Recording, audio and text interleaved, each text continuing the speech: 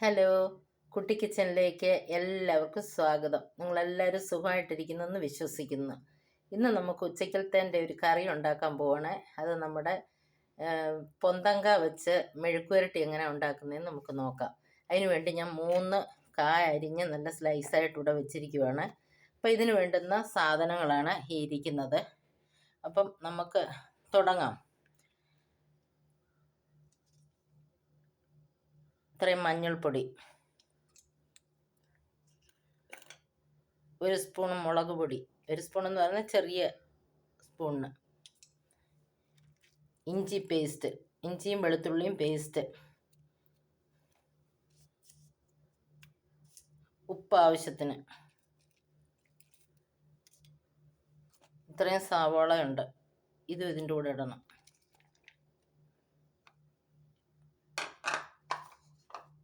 കറിവേപ്പില. ഇനി നമുക്ക് ഒരല്പം എണ്ണ ഒഴിക്കണം ഇതിലേക്ക്, വെളിച്ചെണ്ണ.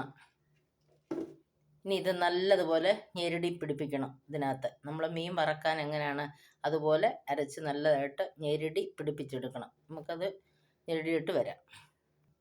നമ്മുടെ ഉള്ളിയും ഇഞ്ചി പേസ്റ്റും മുളക് പൊടിയും മഞ്ഞൾ പൊടിയും ഉപ്പും എല്ലാം ഇട്ട് നല്ലതായിട്ട് ഞെരടി നമ്മളിവിടെ വെച്ചിരിക്കുവാണ്. ഇതിപ്പം എല്ലാം നല്ലതായിട്ട് പിടിച്ചിട്ടുണ്ട് ഇനി നമുക്കിത് മെഴുക്കുവരട്ടി ഉണ്ടാക്കുന്നത് എങ്ങനെയാണെന്ന് കാണാം. അതിനായിട്ട് നമ്മൾ ഇവിടെ ഒരു കടായി വെച്ചിട്ടുണ്ട്. എന്നിട്ട് നമുക്കിതിലേക്ക് കുറച്ച് വെളിച്ചെണ്ണ ഒഴിച്ചു കൊടുക്കാം. വെള്ളം ഒഴിക്കുകയേ വേണ്ട. ഈ ഉള്ളിയുടെയും കായ്ക്കകത്തുനിന്നുള്ള ആ വെള്ളവും പിന്നെ പൊന്തങ്കായ്ക്ക് അധികം വേവില്ലല്ലോ, അതുകൊണ്ട് ഈ എണ്ണയിൽ കിടന്ന് തന്നെ അത് മൂത്തോളും. അപ്പോൾ നമ്മുടെ എണ്ണ ഇവിടെ ചൂടായിട്ടുണ്ട്. കടുക് ഇട്ട് കൊടുക്കാം.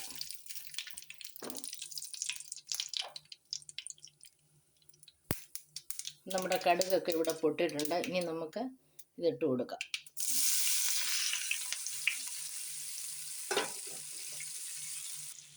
നമുക്കിതെല്ലാം ഒന്ന് നല്ലതുപോലെ ഒന്ന് ഇളക്കി യോജിപ്പിച്ച് കൊടുക്കാം. എന്നിട്ട് നമ്മൾ സിമ്മിലിടണം. തീരെ കുറച്ചിടുക. എന്നിട്ട് അടച്ച് വെച്ച് നമുക്ക് വേവിക്കാം. വെള്ളം ഒട്ടും ഒഴിക്കരുത്. ഇപ്പം നമ്മുടെ മെഴുക്കുവരട്ടിയൊക്കെ ഇവിടെ റെഡി ആയിട്ടുണ്ട്. ഇനി നമുക്കിതിലേക്ക് ഒരല്പം കുരുമുളക് പൊടി ഇട്ട് കൊടുക്കണം.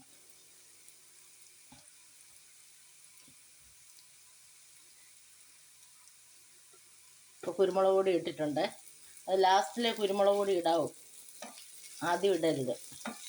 നമ്മൾ വാങ്ങാൻ പോകുമ്പോഴേ ഇടാവും. അപ്പം ഇത് എല്ലാം നല്ല മൂത്തിട്ടുണ്ട്. നല്ല പെട്ടെന്ന് വേവും. വെള്ളമേ ഒഴിക്കണ്ട. ഈ എണ്ണയിൽ കിടന്ന് തന്നെ ഇത് മൂത്തോളൂ. അധികം എണ്ണയും വേണ്ട. നമുക്ക് ഒരു മിനിറ്റ് കൂടെ അടച്ച് വെച്ചിട്ട് എടുക്കാം.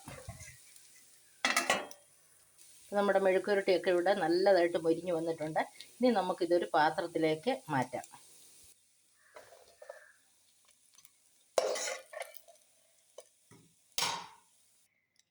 ഇപ്പം നമ്മുടെ രുചികരമായ മെഴുക്കുവരട്ടി ഇവിടെ റെഡി ആയിട്ടുണ്ട്. നിങ്ങൾക്ക് എല്ലാവർക്കും ഇത് ഇഷ്ടപ്പെട്ടെന്ന് വിശ്വസിക്കുന്നു.